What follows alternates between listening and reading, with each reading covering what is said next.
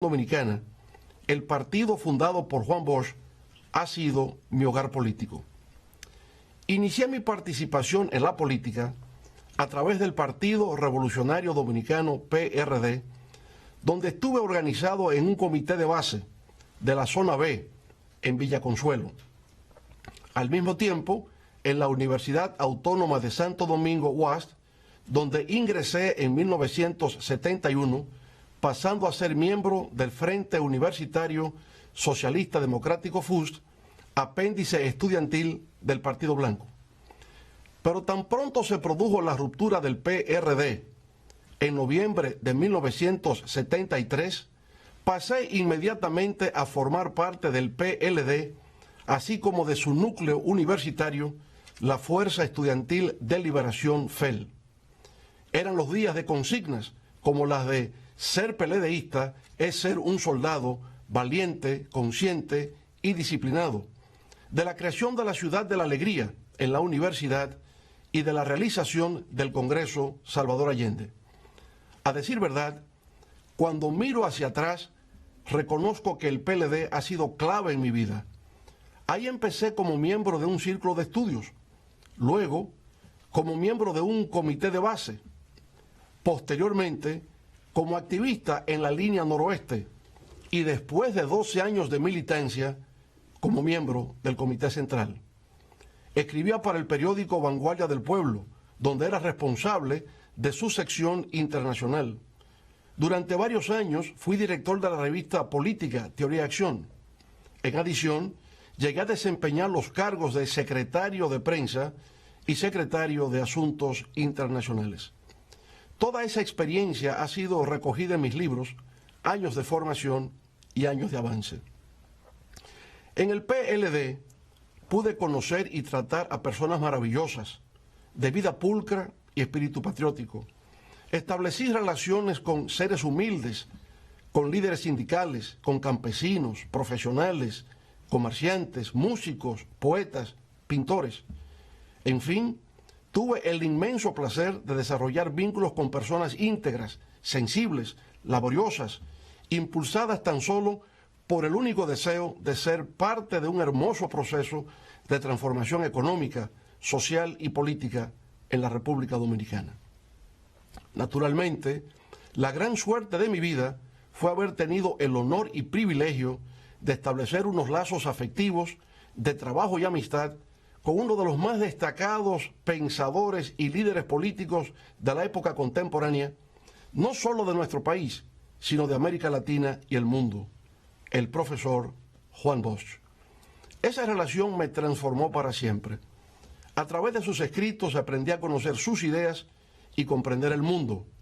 Leía con avidez sus textos y quedaba tan impactado que hasta me aprendía de memoria párrafos enteros de sus libros, como por ejemplo Crisis de la Democracia de América en la República Dominicana, Dictadura con respaldo popular y el pentagonismo sustituto del imperialismo.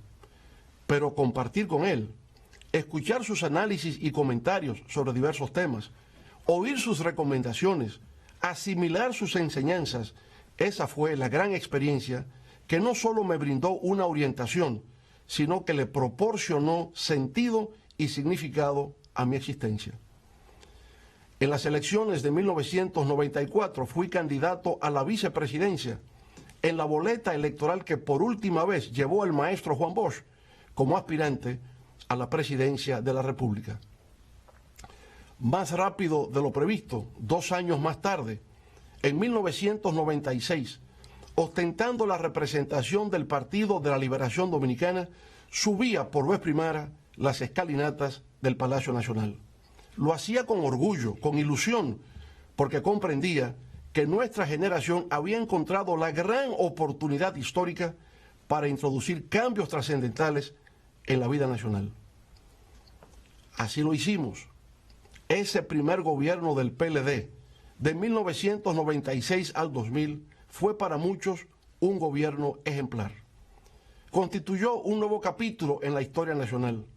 No solo simbolizó un cambio generacional en la vida política del país, sino una transformación sustancial en la calidad de los servicios, la modernización y el progreso del pueblo dominicano.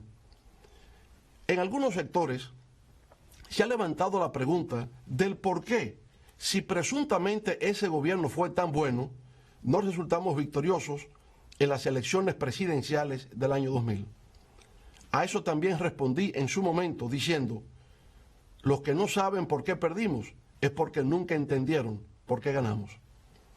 Con eso quería hacer referencia al hecho de que nuestro triunfo en las urnas en el 1996 no se debió a que como organización política tuviésemos una base electoral propia, sino a la circunstancia de que en la primera ronda electoral tuvimos una migración de votos reformistas a nuestro favor, y en la segunda vuelta el pleno respaldo del doctor Joaquín Balaguer y del Partido Reformista Social Cristiano. En la construcción de una base social propia de apoyo electoral, el PLD alcanzó su clímax en el 1986, cuando conquistamos el 18% de los votos. 4 años después, en 1990, cuando hasta ese momento obtuvimos nuestro mayor índice de desempeño electoral, alcanzamos cerca del 35% del respaldo popular. Pero ese 35% no era enteramente nuestro.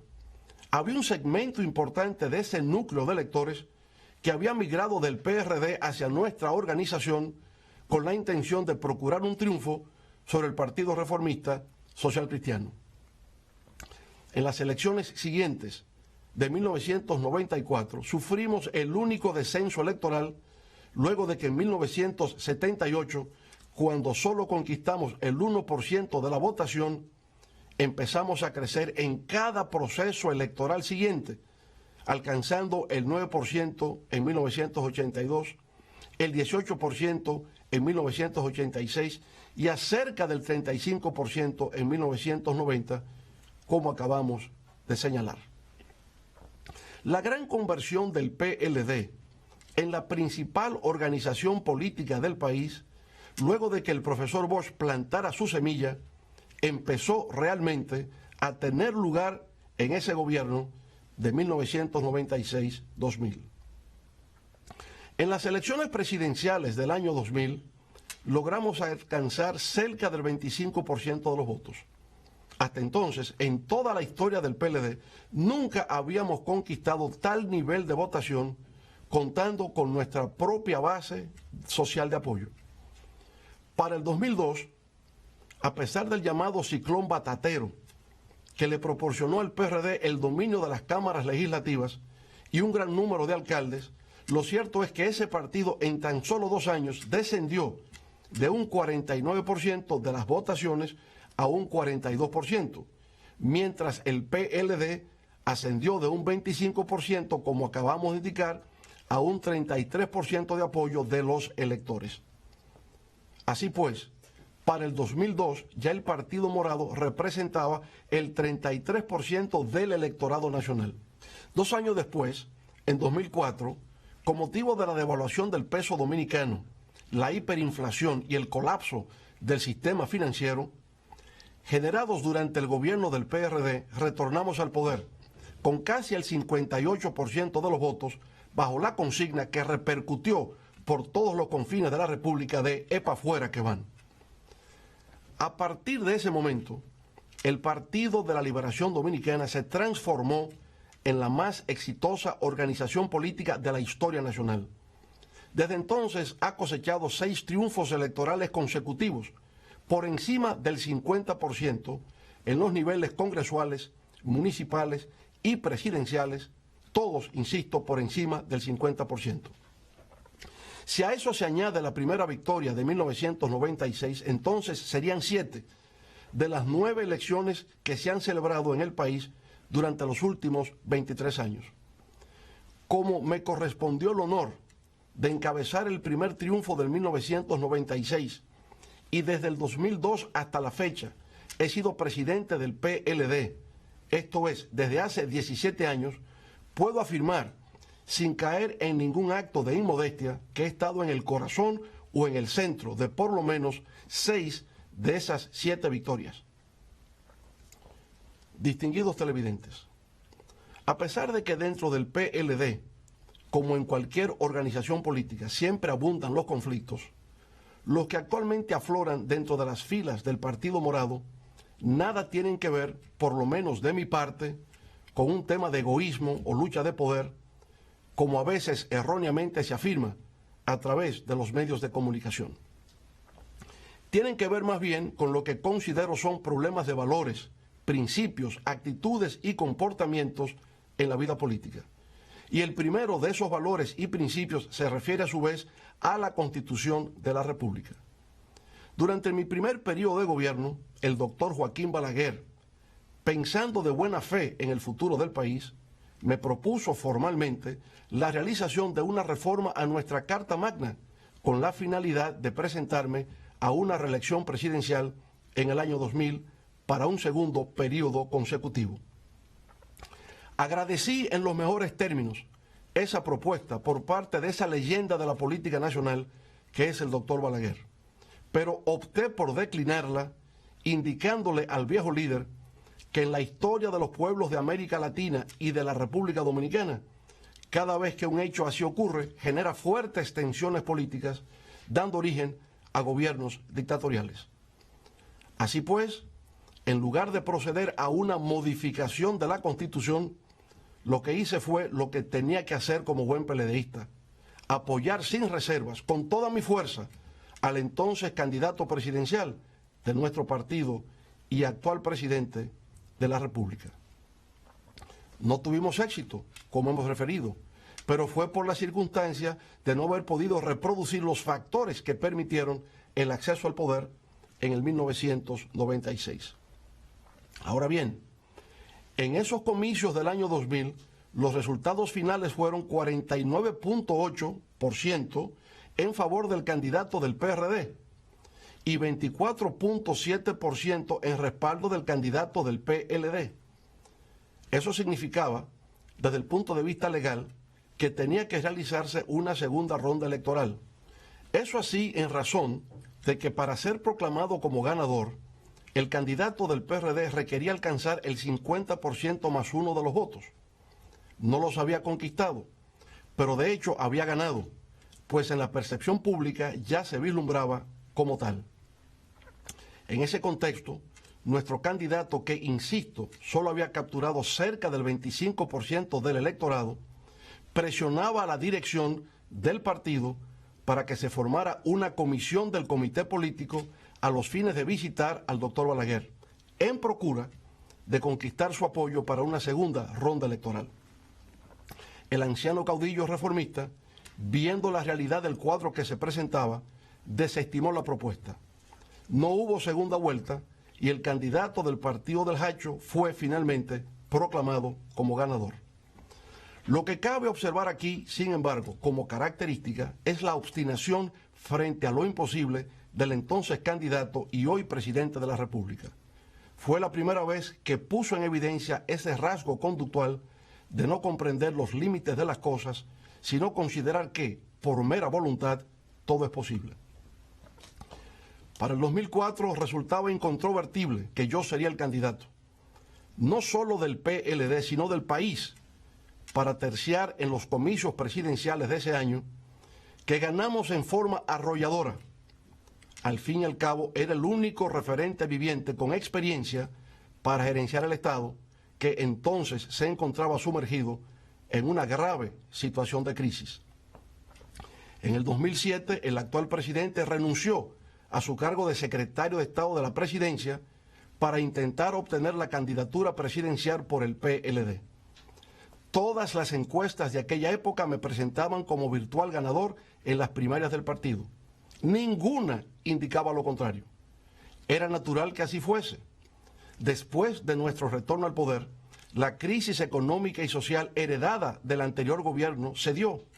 Y aunque luchábamos con el impacto de la crisis financiera global y la del alza de los precios del petróleo y de los alimentos, precisamente en el 2007, todo indicaba que tenía la reelección asegurada. Además, en esa ocasión no tenía ningún impedimento constitucional. Mi antecesor la había modificado para su propio provecho político. Así, en esas condiciones, lo que normalmente se estila en el mundo democrático es que el gobernante de turno no es desafiado por ningún otro miembro de su partido, dejándole el paso libre hacia un segundo mandato consecutivo. No ocurrió así en el caso nuestro. El ex secretario de la presidencia nos desafió en la lucha por la nominación presidencial del PLD para las elecciones del 2008. De nuevo volvió a obstinarse y empecinarse, con lo que resultaba una quimera imposible de alcanzar. Sucedió por consiguiente lo que tenía que suceder. Ganamos esas primarias de nuestro partido con un 70% a nuestro favor. El actual presidente, sin embargo, nunca reconoció nuestra victoria, nunca felicitó. Al revés, dijo que le había vencido el Estado. No participó en la campaña electoral, no se integró y el día de las votaciones, por si hubiese dudas, exhibió públicamente su voto para evidenciar que lo había hecho por su partido, el de la Liberación Dominicana. Supongamos ahora que hubiese ocurrido lo contrario, que el ex titular de la Secretaría de la Presidencia hubiese vencido en la contienda. En ese caso es evidente que habría humillado al presidente de la República, quien entonces no habría estado en condiciones de promover su candidatura al solio presidencial. De esa manera, por supuesto, nuestro candidato habría perdido, pero la obstinación frente a lo imposible ofuscó la claridad de pensamiento, conduciéndolo a una derrota inmerecida, la cual pudo haberse evitado. Algunos de los que hoy levantan sus voces de manera soberbia y altisonante dejaron entonces abandonado a su líder actual. Se aferraron complacientemente al nuevo gobierno y dejaron que el candidato derrotado emprendiera solo su travesía por el desierto. Pasado ese proceso, el hoy presidente se incorporó de manera normal a los trabajos del comité político. Hay quienes me han señalado que cualquier otro adversario distinto a mí, luego de lo acontecido, había procurado eliminarlo como competidor, tal como se predica en el clásico texto de Robert Greene, Las 48 leyes del poder. Sin embargo, no es mi caso. No está en mi naturaleza ser así. Para hacerlo tendría entonces que renunciar a mi propia condición humana. En las elecciones congresuales y municipales del 2010, el Partido de la Liberación Dominicana llegó a la cima de su gloria. Obtuvo 31 senadores, decenas de diputados y una gran cantidad de alcaldes. La mayoría de esos legisladores electos me visitaron a Palacio para indicarme que estaban a mi disposición para realizar una reforma a la Constitución que me permitiese un tercer periodo consecutivo. Se recogieron 2 millones de firmas para persuadirme de la necesidad de continuar al mando. Se realizó una gran concentración en el Palacio de los Deportes a tales fines. En mi intervención, sin embargo, dejé claro, sin titubeo alguno, que endosaba esos 2 millones de firmas al partido, debido a que la Constitución de la República me impedía una nueva reelección.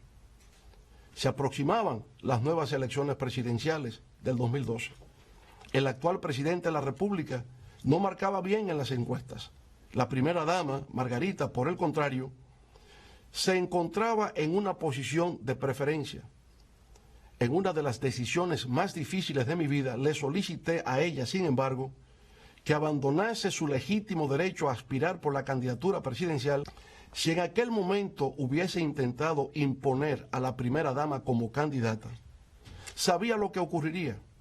El partido se habría dividido, habríamos perdido las elecciones y yo habría sido el responsable histórico de esa derrota. Luego, con 30 puntos por debajo en las encuestas frente a su antiguo rival del PRD en los comicios del 2000, le ayudamos con gran dedicación y empeño para que viera cristalizar su sueño de ver la bandera tricolor colocada sobre su pecho. Todo eso se hizo a cambio de nada. Nunca se solicitó un ministerio, una embajada o un consulado, nada. Se hizo porque así nos formamos los PLDistas auténticos. Al presidente, en su hora de penumbra, no se le empujó hacia el abismo. En los momentos en que por razones de méritos le correspondía la oportunidad, hicimos hasta lo indecible, en circunstancias en que su candidatura aún no concitaba suficiente respaldo, le servimos de apoyo. Esa ha sido siempre nuestra forma de pensar y proceder. Creo en valores y principios, creo en el respeto a la Constitución, en la preservación de la democracia como sistema político y en la consolidación de un Estado fundado en los criterios de legalidad y legitimidad. Pero de igual manera me inclino frente al sentido del honor, de la dignidad, del decoro, del respeto, de la decencia, de la cortesía, de la amistad, del mérito y, en fin, en la ética del intercambio de las relaciones humanas. Señoras y señores, al abandonar el gobierno en agosto del 2012, mi nivel de aprobación llegaba al 74%. Pero eso, que en principio debió servir de estímulo y aliciente, obró por el contrario en mi contra. Sirvió en realidad para que mis adversarios de adentro y de afuera pusieran en ejecución una intensa y despiadada campaña de demolición moral que intentaba hacerme desaparecer del escenario político nacional al tiempo de destruir nuestro legado en beneficio del progreso y el bienestar del pueblo dominicano. El gran dramaturgo irlandés Bernard Shaw, al referirse al destacado líder revolucionario soviético León Trotsky, solía decir que era tan fiero en el combate político que podía cortar la cabeza de su adversario y exhibirla en público sangrante, pero no se permitía tocar el carácter privado de su víctima. La despojaba de todo prestigio político, pero le dejaba su honor intacto. Aquí fue todo lo contrario. Se aplicó un plan de descrédito nacional e internacional a través del cual se lanzaron mentiras, falacias, insultos, inmundicias y groserías, todo destinado a hundir mi persona y desmoronar mi imagen. Con el tiempo empezó a verse claro que ese plan de descrédito en mi contra era parte de un proyecto político bien concebido, dirigido a perpetuarse en el poder. De ahí la reforma de la Constitución en el 2015, realizada con el único propósito de hacer viable la reelección presidencial. A pesar de mi oposición a dicha reforma y a pesar del diabólico plan de destrucción al que me he referido, con la finalidad de mantener la unidad del PLD y de que se ganasen de nuevo las elecciones del 2016, puse en segundo plano mis propios valores, creencias y forma de actuar. Acepté suscribir un acuerdo de 15 puntos, firmado por todos los miembros del comité político. En esa ocasión, la obstinación frente a lo imposible funcionó debido a que se actuaba desde una lógica de poder y el criterio de que la fórmula de 2 períodos de ejercicio presidencial y nunca más debería ser la norma a tomar en consideración fue aceptada por distintos sectores. Pero ese acuerdo valió de poco a la hora de ejecutar medidas que constituían una obligación a cargo del grupo oficialista. Se incumplieron de manera atropellante varios de sus acápites, incluyendo recientemente el impedimento para que el compañero Demóstenes Martínez asumiera la presidencia de la Cámara de Diputados. Ese incumplimiento, claro está, fue la reacción airada, furiosa, frente al movimiento popular que se vio compelido a tomar las calles para frustrar una segunda reforma constitucional consecutiva, la cual ni siquiera Trujillo se atrevió a realizar para continuar un tercer mandato continuo. Bajo la consigna de que la Constitución no está en venta, distintos sectores de la sociedad dominicana, desde los más humildes, como los motoconchistas, hasta profesionales de diversas ramas, artistas, religiosos, sindicalistas y empresarios, levantaron su voz de protesta. Fueron días espléndidos e inolvidables de lucha, de batallar por una causa que al menos por un instante le devolvieron a la política un sentido de mística, de dignidad y de patriotismo. Luego han venido las elecciones primarias abiertas del PLD, celebradas el pasado 6 de octubre. Esas elecciones constituyen una mancha y una vergüenza en la historia del Partido de la Liberación Dominicana. Se emplearon todas las maniobras malignas concebibles hasta llegar a convertirlas en lo que realmente son, el primer matadero electoral automatizado del siglo XXI. a pesar de haberse hecho uso en forma grosera de miles de millones de pesos, de alzarse con todo el peso institucional del Estado, de contar con el involucramiento activo de ministros, gobernadores, directores departamentales, alcaldes y militares, la fuerza del pueblo salió triunfante. La fuerza del pueblo venció al Estado, demostró que a pesar de todas las adversidades y vicisitudes, es hoy por sí misma una fuerza política respetable, con peso específico en la República Dominicana. Las fuerzas gubernamentales ni vencieron ni convencieron, y para intentar imponerse, sus miles de millones de pesos invertidos resultaron insuficientes, pues tuvieron que recurrir, en adición, a la realización de un fraude electoral. Ese fraude estuvo programado para entrar en funcionamiento desde las primeras informaciones transmitidas sobre el resultado de los cómputos, pero se aceleró e intensificó cuando con el 90% de las mesas computadas la tendencia nos proyectaba como ganador. Fue ahí, precisamente ahí, cuando a partir de las 6:30 p.m., solo faltando por computar el 10% de las mesas o 200.000 votos sobre el 1.600.000 que ya se habían computado, que se produjo el fenómeno que ha dejado a destacados especialistas de la ciencia de la data y de las estadísticas en estado de desconcierto y de perplejidad. Nunca habían visto un hecho semejante. Aseguran que lo que se produjo fue por una de dos razones, por milagro o por fraude. Sostienen que lo acontecido en esa recta final de los cómputos fue algo inusual, que no parece responder a una causa natural. Esto último está dicho en lenguaje muy diplomático. En realidad, lo que se ha querido hacer significar es que lo ocurrido está más allá de la capacidad humana. Digámoslo claro, ni con el fraude que habían montado nos ganaban. A las 6:30 p.m. entraron en pánico, pisaron el acelerador y dejaron la huella del crimen. Manteniendo mesas abiertas hasta la 1:45 de la mañana del día siguiente a las votaciones, lograron que en las distantes provincias del sur votara el 70% de los electores, cuando el promedio nacional solo alcanzó el 25%. ¡Qué bárbaros! ¡Qué crimen contra el pueblo y la democracia! Ahora hemos solicitado que se haga una auditoría forense integral.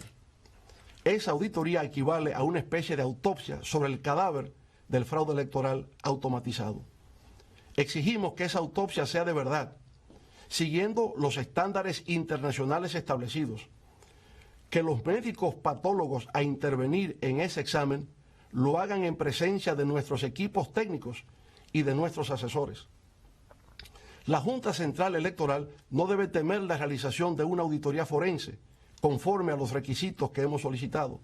Nadie la ha acusado de haber causado ese fraude. Todo el mundo sabe que sus integrantes son personas íntegras y de respeto. Los causantes son otros. Por tanto, la Junta Central Electoral no pierde nada y sí ganaría mucho en autoridad y prestigio si deja que los hechos fluyan y permite que los médicos de patología informática hagan la disección al cadáver del fraude. Al hacerla, deberán cortar los tejidos y órganos en descomposición de todo el cuerpo, cabeza, tronco y extremidades, exhibir sus vísceras purulentas y establecer con precisión en el acta de defunción cuáles fueron las causas reales que provocaron la muerte por fraude del primer experimento fallido de voto automatizado en la República Dominicana. Negarle al pueblo dominicano ese derecho sería arrojar mayores sombras sobre un proceso ya de por sí enteramente desacreditado y deslegitimado. Así, pueblo dominicano, nada de lo que acabamos de narrar ha debido ocurrir. Si ha tenido lugar ha sido por la imprudencia, la tosudez y la creencia de que el poder no tiene límites, de que el poder es para usarse, de que se hace lo que conviene y de que el poder no se desafía. Pero allá en el fondo emerge una vez más como factor oculto la obstinación por hacer realidad lo que resulta imposible. En ese contexto, el gobierno se ha convertido en un ente rencoroso y vengativo. es un gobierno que acosa, que silencia las voces que se le oponen, que presiona y que no se sonroja para atropellar. El equilibrio partidista en el PLD se resquebrajó. La facción grupal, ahora en forma de categoría de Estado, se instaló en el comité político a través de la creación de un cenáculo que para un partido de vanguardia recibió un nombre extraño e inapropiado, la OTAN. Ahí se ha creado una oligarquía de hierro, completamente desconectada de las estructuras del partido, que se reúne siempre con anticipación para llevar sus propuestas previamente acordadas al máximo organismo de dirección política. Esa oligarquía de hierro opera en forma de una casta, no tiene visión de partido, en el sentido de ser una organización que integra y representa a todos sus miembros. Se comporta en forma autoritaria. Aún en condiciones de absurdo e irracionalidad, actúa solo interesada en la defensa de sus intereses grupales. Su noción de lealtad es bastante singular. Responde al poder de un decreto presidencial. El predominio de ese estilo de conducta en los más altos niveles de dirección del partido me ha hecho comprender que, sencillamente, el PLD de Juan Bosch ya no existe. La estrella se ha eclipsado.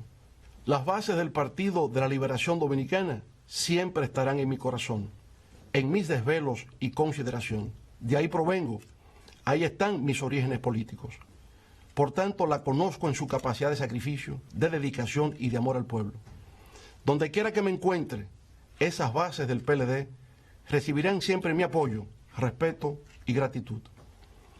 A lo largo de 46 años, es largo el recorrido que he realizado dentro de las filas del Partido de la Liberación Dominicana.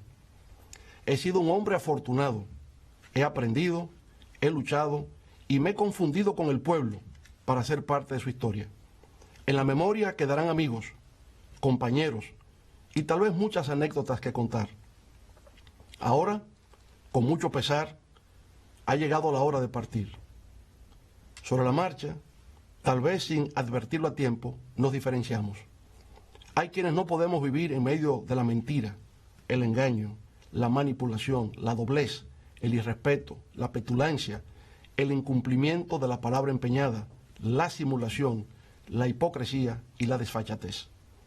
Después de haber vivido los 46 años más fructíferos de mi vida, de considerarme un humilde discípulo de la Escuela de Pensamiento de Juan Bosch, presento, de manera irrevocable, formar renuncia a mi condición de presidente y miembro del Partido de la Liberación Dominicana. Ahora, guiado por el Espíritu Divino, me esperan otros caminos por transitar. En principio, la creación de un nuevo proyecto político, la fuerza del pueblo, que procurará conquistar por fuera lo que desde adentro nos fuera usurpado, la esperanza del pueblo dominicano por siempre construir un mejor futuro. La fuerza del pueblo será un proyecto de unidad nacional que va más allá de unas siglas para representar los anhelos de las grandes mayorías. Será un proyecto profundamente democrático que apueste por el cumplimiento de las reglas de juego, la transparencia y la participación dinámica de todos los sectores de la sociedad. Será además un proyecto renovador en las formas y en el fondo, un proyecto cercano y humano, en fin, un proyecto de futuro, integrado por hombres y mujeres, jóvenes y ancianos, capaz de devolver la esperanza y la confianza del pueblo dominicano en sus instituciones. En lo inmediato, con el apoyo recibido en las primarias abiertas el pasado 6 de octubre, continuaremos sumando a distintos sectores de la sociedad dominicana, deseosos de formar parte de una nueva organización política que abre sus puertas a la participación democrática. Estableceremos alianzas con otras organizaciones políticas, con la sociedad civil, con núcleos profesionales, con líderes sindicales y sociales, y de esa manera crearemos una fuerza de oposición tan potente que en poco tiempo contribuirá a reconfigurar el escenario político nacional. Con esa fuerza le haremos saber a los engreídos de Palacio que no se saldrán con la suya, que al pueblo se le respeta y que se preparen para escuchar por todos los confines del territorio la consigna de que para el 20 es para afuera que van. En estos momentos de emociones y sentimientos encontrados, por un capítulo de mi vida que termina y de otro que se inicia, me permito invocar las Sagradas Escrituras en el Salmo 23, que reza así: Jehová es mi pastor, nada me faltará. En lugares de dedicados pastos me hará descansar. Junto a aguas de reposo me pastoreará. Confortará mi alma. Me guiará por senderos de justicia, por amor de su nombre. Aunque ande en valle de sombra de muerte, no temeré mal alguno, porque tú estarás conmigo. Amén. Muchas gracias. Buenas noches.